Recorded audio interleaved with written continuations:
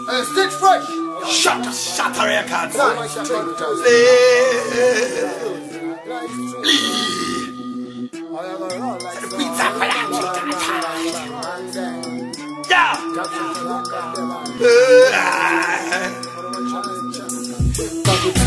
Takatanga sekutamba tichifamba agechipiri ndakafara ndakurora mundivalora agechitatu regai nditaure zvinondibaya pamoyo regai nditaure zvinondibaya muvana waiti baba vevana vachazova inini sei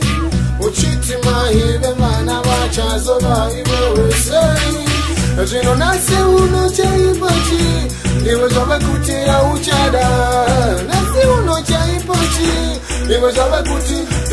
karika tsamba yako wakanyora zvedo vakoti ndimeinjira nadora kutungira ndazama asina sizvandikona ndingani ndizogere kwandofara kumbomona uneyemekwai vakuda makokera zosunguka vakuda bota uchita ndakapinda kwirina nita ndichaita hoi uchiva vaiva kusaziva navakushuva kumaneve kutingira mukuva vakutanga takatanga sekutamba tichifamba akechipiri ndakafara ndakurora mudivalora akechitatu regai nditaure zvinondibaya pamoyo regai nditaure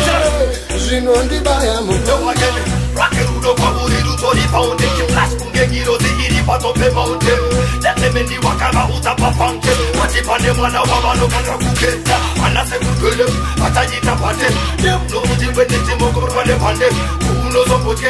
kuuno kochwane Tizare setita wakaruza neta baby ya Mabra mangokura zosunguka wanguda bota Uchitanda kabwita kwina na nita nichaita ho Uchiva waiva kusaziva na makshuwa Kumaneve kutinda mukuva Makatanga sekutamba muchifamba pechipiri wakafara wamurora iye kalora pechitatu ikautaure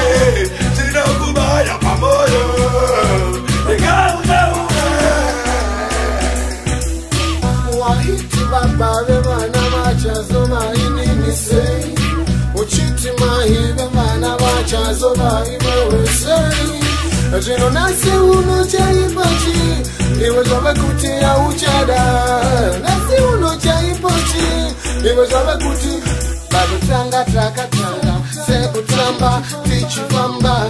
akechipiri ndakafara ndakurora mudivalora akechitatu regai nditaure zvinondibaya pamoyo regai nditaure zvinondibaya mumoyo